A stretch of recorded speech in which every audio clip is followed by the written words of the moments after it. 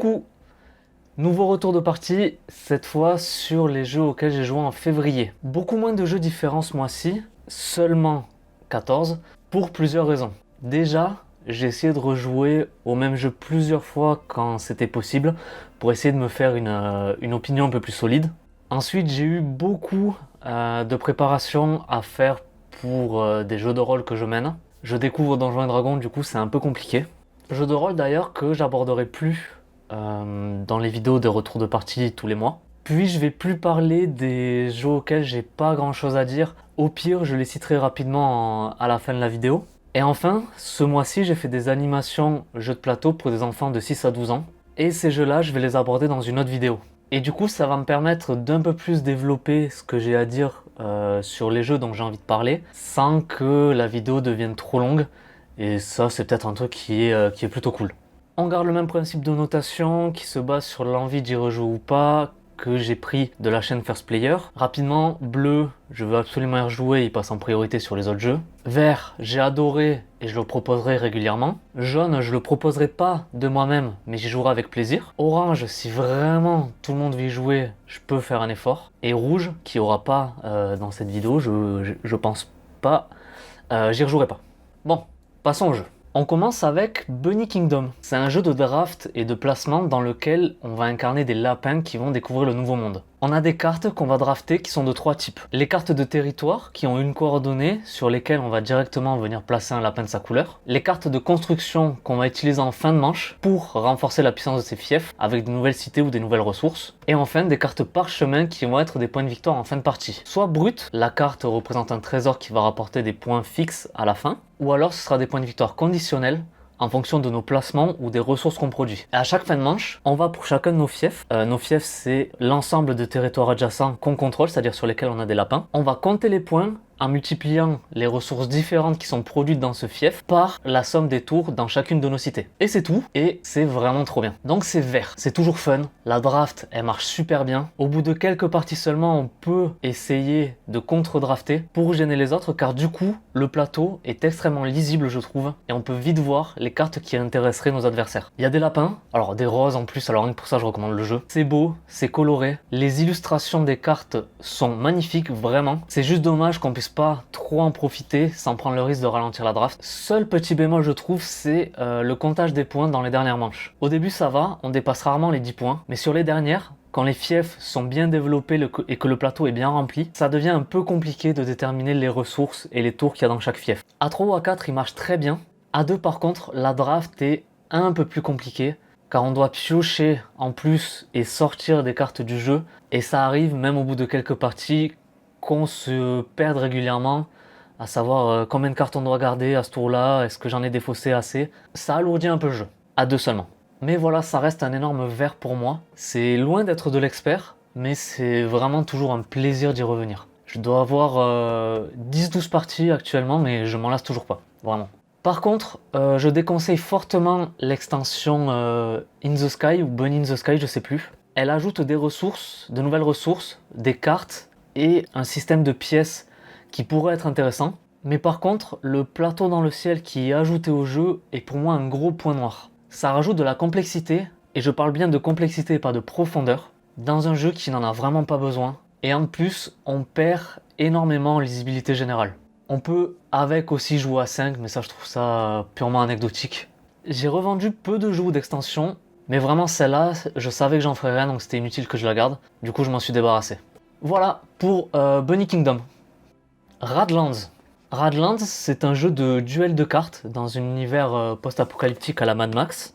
On commence la partie en choisissant 3 camps parmi 6 qu'on reçoit. Il y en a beaucoup plus dans le jeu, ils ont tous des capacités différentes. Puis on va piocher des cartes dans lesquelles il peut y avoir des personnages ou des événements. Et le but va être simplement de détruire les 3 camps adverses tout en protégeant les siens. Et bien Radlands, c'est un énorme bleu pour moi. Après, on n'en entend que du bien et je trouve que c'est tout à fait légitime. C'est plutôt simple à aborder, mais il y a quand même une certaine profondeur dans les synergies des camps et des personnages. Et vraiment, la mécanique de pouvoir défausser une carte pour son effet de défausse, je sais plus le nom, c'est très malin. En plus, on n'a pas 36 cartes à jouer.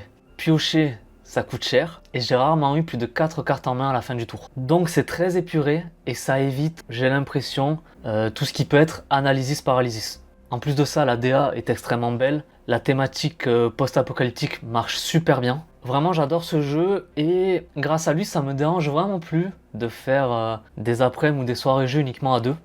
J'ai plusieurs jeux à deux, que ce soit coop ou compétitif, mais je trouve clairement celui-là au-dessus. Et je pense clairement que c'est un jeu qui doit gagner énormément en profondeur à force d'y jouer et de le maîtriser. J'ai pas encore assez joué, donc c'est sûr qu'il reviendra dans les vidéos des mois prochains, mais je pense qu'il va se bonifier au fur et à mesure des parties. Voilà, Radlands, du bleu. L'antre du roi de la montagne. C'est un jeu où chaque joueur va incarner une horde de trolls qui a pour but de reconquérir une montagne en creusant des galeries jusqu'à son cœur. À chaque tour, on a le choix entre deux actions principales. Recruter un troll, ce qui va produire des ressources en cascade en fonction des trolls déjà présents dans notre horde, ou alors construire un tunnel grâce à ces mêmes ressources pour progresser dans la montagne.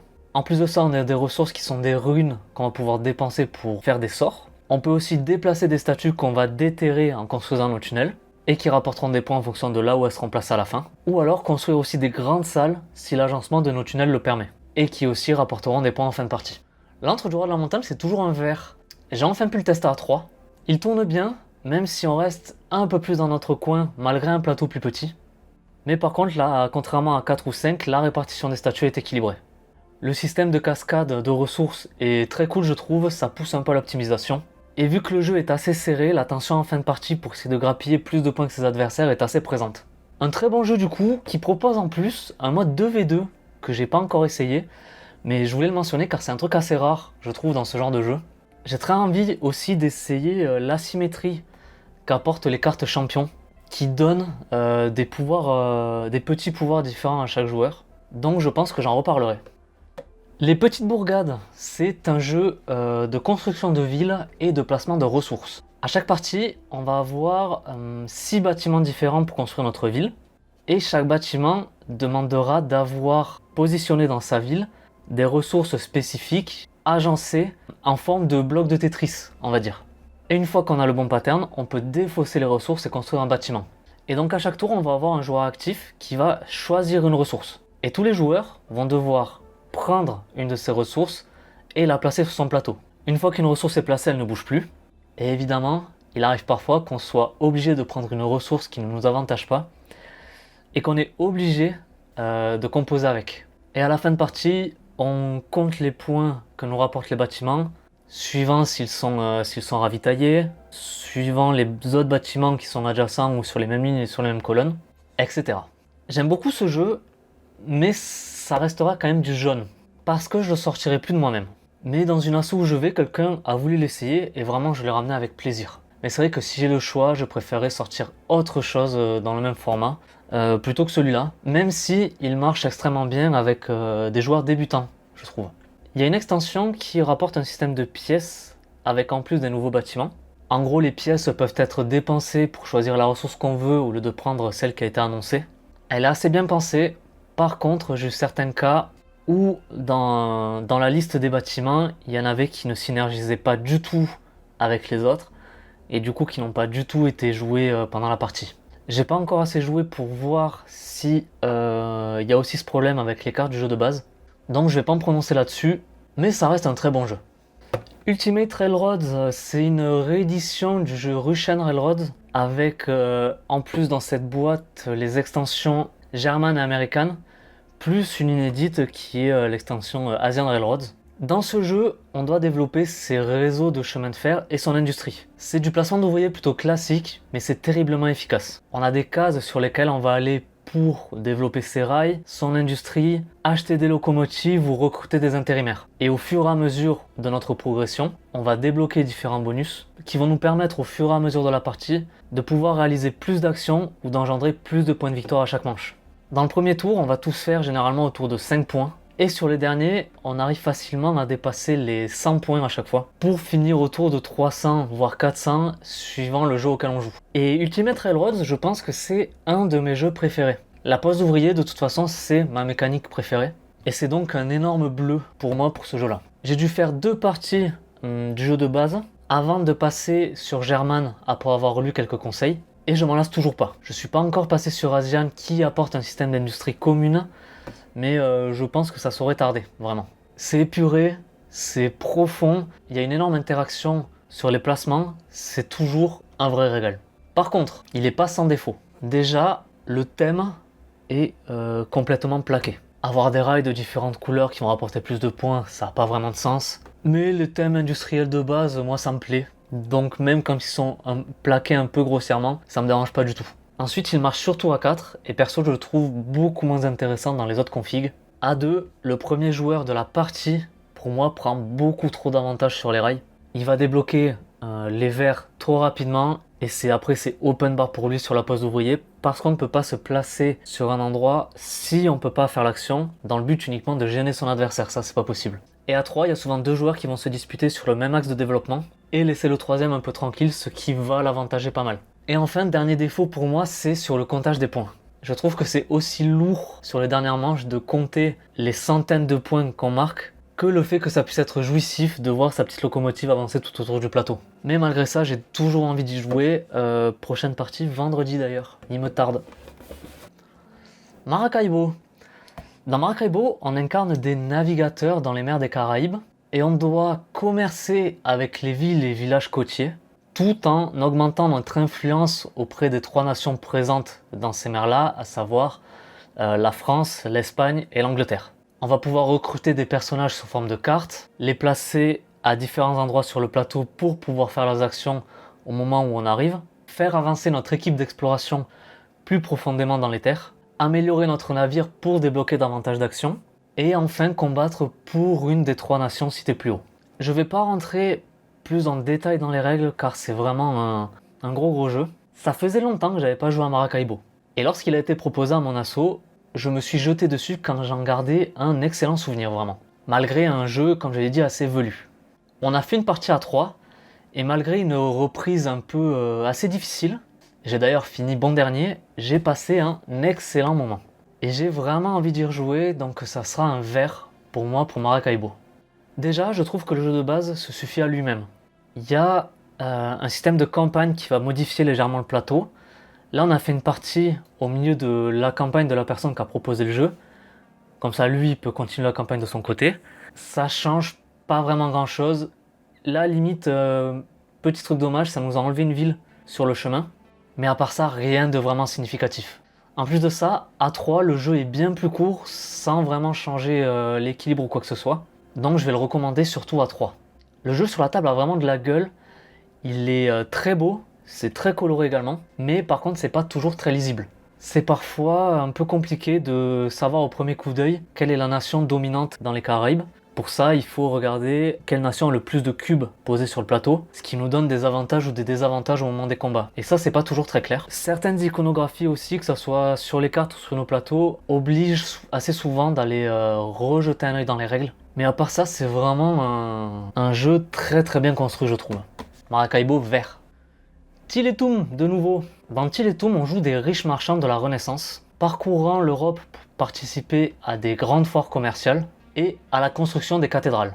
Le jeu va se dérouler en 4 manches, dans lesquelles en notre tour, on va pouvoir choisir un couple action-ressources. Et il y a une mécanique d'ailleurs assez intéressante dans ce choix, qui fait que plus si on décide de choisir une paire sur laquelle il va y avoir beaucoup de ressources, on aura moins d'actions associées et inversement. Si on décide de prendre un lot d'actions où il y a peu de ressources, on va avoir un plus grand nombre d'actions. On a tous les mêmes objectifs de fin de manche tirés aléatoirement, et qu'on pourra marquer uniquement si on est présent dans la ville en question, elle aussi tirée aléatoirement, sauf Tiletum qui est la première ville dans laquelle on se trouve forcément. En plus de ça, on va pouvoir récupérer des tuiles bonus qui vont nous permettre de faire des tours assez satisfaisants. On a aussi des contrats à remplir et des personnages qui vont nous permettre d'améliorer nos actions. Et ben Tiletum, c'est toujours du bleu, vraiment. Malgré les contre-indications, je l'ai essayé à 4 joueurs, et en plus avec un joueur qui faisait de l'analysis paralysis, c'est lui-même qui l'a dit, et effectivement ces tours étaient assez longs. Donc oui, ça peut traîner en longueur, peut-être même un peu trop, mais j'ai pas trouvé le downtime aussi pénible que ça. Dans le sens où tu vas passer le tour des autres à essayer d'optimiser ton tour lorsqu'il va arriver. Et c'est quelque chose que je trouve vraiment très agréable dans ce jeu. Et à la fin, on va se battre sur des positions, des tuiles, les dernières constructions, pour déjà d'une être éligible à l'objectif de fin de manche, et scorer aussi à l'objectif de fin de partie qui lui ne change jamais. C'est vraiment ultra fun.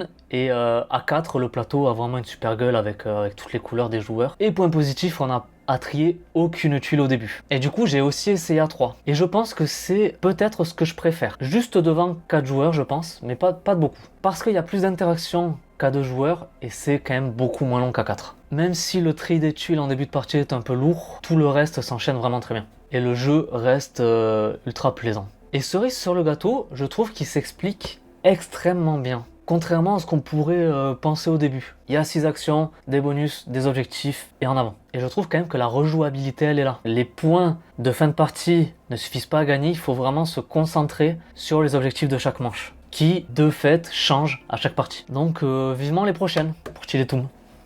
Ricochet robot. Alors c'est déjà pas facile à expliquer quand on a le plateau sous les yeux. Alors là ça va pas être évident. En gros on va avoir un plateau sur lequel il va y avoir plein de symboles de couleurs différentes. Et on a 4 robots, un de chaque couleur, placés aléatoirement dessus. On va tirer un jeton qui va correspondre à un des symboles qu'il y a sur le plateau. Et le but ça va être d'amener le robot de la bonne couleur sur le symbole en question. Sachant que les robots se déplacent uniquement en ligne droite, que ce soit horizontalement ou verticalement. Et ils s'arrêtent uniquement s'ils rencontrent un mur ou un autre robot. Et une fois le jeton révélé, il va falloir trouver en combien de déplacements on peut emmener le robot à bon port. Et une fois qu'on a trouvé un chemin, on annonce le nombre de coups et on tourne un sablier. Et les autres joueurs ont le temps du sablier pour trouver comment amener le robot à sa destination en moins de coups. Et celui qui a annoncé en premier un nombre, pendant le sablier, il a 2 choix. Soit il essaie de trouver en moins, mais il risque du coup de perdre le chemin initial alors qu'il n'en aura pas trouvé de nouveau. Ou alors il la joue sécure en mémorisant ses déplacements. Et Ricochet Robot, c'est à la fois le jeu le plus moche que j'ai, je crois, et le jeu auquel j'ai le plus joué. On attend un joueur à la bourre, on le sort. 20 minutes à tuer avant de rentrer, on le sort. Une petite d'air, on le sort. C'est toujours un vrai bon moment, même s'il marche pas avec tout le monde. J'ai un groupe de joueurs avec qui on adore vraiment jouer à ce jeu. Et une fois qu'on a compris les règles, comment se déplacent les robots, etc., c'est impossible de les oublier tellement c'est simple. Et quelque chose de très agréable, c'est que vraiment c'est un jeu où plus tu joues, plus tu deviens bon. Et du coup ça veut dire aussi que si tu le montres à des nouveaux joueurs, il faut les laisser jouer. Et aussi, toutes nos parties ont été faites avec les plateaux de base. Il y a des nouveaux plateaux qui apportent des murs spéciaux que seulement certains robots peuvent traverser. Il y a aussi un 5e robot. Pour l'instant, j'ai dû dépasser les 50 parties. J'ai jamais eu envie d'essayer autre chose que le jeu de base. Donc voilà, Ricochet Robot. Cryptid. C'est un jeu de casse-tête et de déduction dans lequel on va devoir découvrir la position d'un monstre après avoir déterminé les indices de chacun autour de la table. En gros, on a une map avec des tuiles hexagonales représentant chacune des biomes et des territoires, avec dessus des bâtiments, le tout positionné en fonction d'une carte qu'on va tirer pour la partie. Sur cette même carte, il va y avoir les numéros des indices de chaque joueur. Et chacun notre tour, on va poser une question à un joueur autour de la table pour savoir si d'après son indice, le monstre peut être ici ou pas. Les indices par exemple, ça peut être le monstre se trouve dans un lac ou dans une forêt. Le monstre se trouve dans ou jusqu'à 2 cases du territoire d'un ours, etc. Et au fur et à mesure des réponses de chacun, en fonction de ce qu'ils ont posé sur le plateau, on va pouvoir essayer de deviner les indices des autres. Et en regroupant tous les indices, on est en mesure de trouver l'unique case qui colle avec tous et du coup là où se trouverait le monstre. Perso, j'adore ce jeu. C'est très malin. Je trouve la variante avancée avec les indices négatifs extrêmement intéressante. Elle apporte vraiment un truc. Par contre, il y a un gros défaut. C'est qu'on peut facilement se planter. Et si on se trompe sur la position d'un cube, forcément ça va induire en erreur toute la table. Mais à force d'y jouer, on arrive quand même à discerner, à distinguer les faux indices et à demander au joueur qui l'a posé t'es sûr de celle-là là? Et du coup, si c'est trompé, il l'enlève, il met un bon... Enfin, voilà. Mais c'est un très chouette jeu. Et en plus, c'est encore un jeu coloré qui a une jolie tête sur la table. Voilà. Cryptid, j'aime beaucoup. Skull King. Skull King, ça va être un jeu de plis et de paris qui va se jouer en 10 manches. Manche 1, on a une carte, on fait un pli. Manche 2, on a 2 cartes, on fait 2 plis, etc., etc. Et à chaque manche, on va devoir parier le nombre de plis qu'on va remporter. Si on honore notre pari, on va gagner des points, sinon on va en perdre. À la fin des 10 manches, celui ou celle qui a le plus de points remporte la partie. Alors j'ai pas la boîte de Skull King parce que, de base, je suis vraiment pas fan des jeux de plis. Mais le fait d'avoir à annoncer combien de manches tu comptes rapporter, ça ajoute vraiment une dimension stratégique qui m'a énormément plu. C'était ultra fun, j'ai vraiment adoré ma partie. Peut-être aussi grâce au fait qu'à table, il y avait un joueur qui connaissait vraiment le système de points et qui rapidement à la fin de chaque manche arrivait à tout noter. Peut-être le comptage des points à chaque manche c'est peut-être un poil lourd. Mais du coup j'en referai avec énormément de plaisir. Surtout qu'à table ça a l'air d'emmener vraiment une très bonne ambiance. World Championship Russian Roulette. Alors comme son nom l'indique, on participe au championnat du monde de roulette russe. Avec une particularité, ça va être celle de pouvoir tricher. Première étape, on charge notre barillet. On a 6 cartes clics, une carte bang qui correspond à un coup de feu.